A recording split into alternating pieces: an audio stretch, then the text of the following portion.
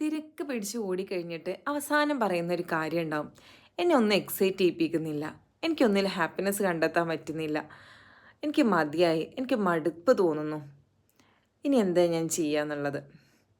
Emotional burn out അല്ലെങ്കിൽ job burn out ഇന്ന് പലപ്പോഴും പ്രത്യേകിച്ച് സ്ത്രീകളിലൊക്കെ തനിക്ക് എന്താ വേണ്ടതെന്ന് പോലും അറിയാതെ ഓടിക്കൊണ്ടിരിക്കുന്ന ആൾക്കാരുണ്ടാവും.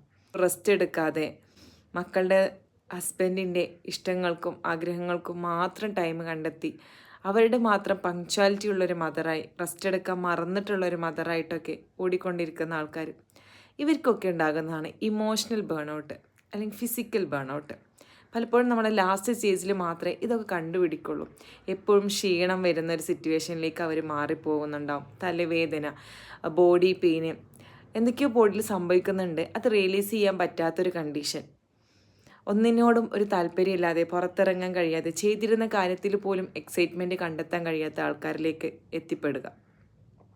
ഇനി ഇതിൽ നിന്ന് മാറണമെന്നുണ്ടെങ്കിലോ ആദ്യം അവനവൻ തന്നെ വിചാരിക്കണം.